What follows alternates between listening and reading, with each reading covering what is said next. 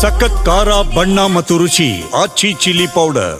ಇನ್ನು ಅಲ್ ಫಲಾ ವಿವಿಯ ವೆಬ್ಸೈಟ್ ಅನ್ನು ಹ್ಯಾಕ್ ಮಾಡಲಾಗಿದೆ. ಇಂಡಿಯನ್ ಸೈಬರ್ ಅಲಯನ್ಸ್ ನಿಂದ ಹ್ಯಾಕ್ ಮಾಡಲಾಗಿದೆ. ಅಲ್ ಫಲಾ ವಿಶ್ವವಿದ್ಯಾಲಯದ ವೆಬ್ಸೈಟ್ ಅನ್ನು ಹ್ಯಾಕ್ ಮಾಡಲಾಗಿರೋದು ಇಂಡಿಯನ್ ಸೈಬರ್ ಅಲಯನ್ಸ್ ನಿಂದ ಹ್ಯಾಕ್ ಆಗಿದೆ. ಭಾರತದಲ್ಲಿ ಇಂತಹ ಮೂಲಭೂತವಾದಿ ವಿವಿಗಳಿಗೆ ಅವಕಾಶವಿಲ್ಲ. ನೀವು ಭಾರತದಲ್ಲಿ ಇರಬೇಕಾದ್ರೆ ಶಾಂತಿಯಿಂದ ಇರಿ. ನಿಮಗೆ ಜಿಹಾದ್ ಮೂಲಭೂತವಾದ ಬೇಕು ಅಂತಾದರೆ ಮೊದಲು ಇಲ್ಲಿಂದ ತೊಲಗಿ, ಸೀದಾ ಪಾಕಿಸ್ತಾನದಲ್ಲಿ ಹೋಗಿ ಈ ಥರ ವಿವಿಗಳನ್ನು ಓಪನ್ ಮಾಡ್ಕೊಳ್ಳಿ.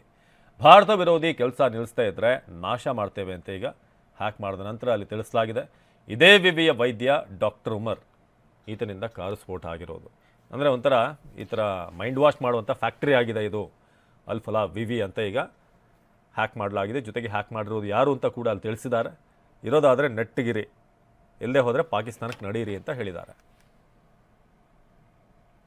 ಇನ್ನು ದೆಹಲಿ ಕಾರು ಸ್ಫೋಟ ಪ್ರಕರಣದ ತನಿಖೆ ಚುರುಕಾಗಿದೆ. ಇಂದು ಪ್ರಧಾನಿ ನೇತೃತ್ವದಲ್ಲಿ ಭದ್ರತಾ ಸಂಪುಟ ಸಮಿತಿಯ ಸಭೆ ನಡೆಯಲಿದೆ. ದೆಹಲಿಯಲ್ಲಾದಂತಹ ಸ್ಫೋಟಕ್ಕೆ ಸಂಬಂಧಪಟ್ಟ ಹಾಗೆ ತನಿಖೆ ಚುರುಕಾಗಿದೆ. ಇನ್ನು ಇವತ್ತು ಪ್ರಧಾನಿ ನೇತೃತ್ವದಲ್ಲಿ ಭದ್ರತಾ ಸಂಪುಟ ಸಮಿತಿಯ ಸಭೆ ನಡೆಯುತ್ತೆ ಸಂಜೆ. ರಕ್ಷಣಾ ಸಚಿವ ರಾಜನಾಥ್ ಸಿಂಗ್, ಗೃಹ ಸಚಿವ ಅಮಿತ್ ಶಾ, ವಿದೇಶಾಂಗ ಸಚಿವ ಜೈಶಂಕರ್, ವಿತ್ತ ಸಚಿವೆ ನಿರ್ಮಲಾ ಸೀತಾರಾಮನ್, 3 ಸೇನಾಪಡೆಯ ಮುಖ್ಯಸ್ಥರು ಇಂದಿನ ಸಭೆಯಲ್ಲಿ ಭಾಗಿಯಾಗಲಿದ್ದಾರೆ. ತನಿಖೆ ಬಗ್ಗೆ ಮಾಹಿತಿ ಪಡೆಯಲಿರುವಂತಹ ಮೋದಿ ಬಳಿಕ ಸಚಿವ ಸಂಪುಟ ಸಭೆಯಲ್ಲಿ ಮೋದಿ ಭಾಗಿಯಾಗ್ತಾರೆ. ಇದು ದೆಹಲಿ ಸ್ಫೋಟಕ್ಕೆ ಸಂಬಂಧಪಟ್ಟ ಹಾಗೆ ಇವತ್ತು ನಡೆಯಲಿರುವಂತಹ ಮತ್ತೊಂದು ಸಭೆ. ನಿನ್ನೆ ಬ್ಯಾಕ್ ಟು ಬ್ಯಾಕ್ ಸಭೆಗಳನ್ನು ಅಮಿತ್ ಶಾ ನಡೆಸಿದ್ರು. ಇವತ್ತು ಪ್ರಧಾನಿ ನೇತೃತ್ವದಲ್ಲಿ ಭದ್ರತಾ ಸಂಪುಟ ಸಮಿತಿಯ ಸಭೆ ನಡೆಸಲಾಗುತ್ತೆ.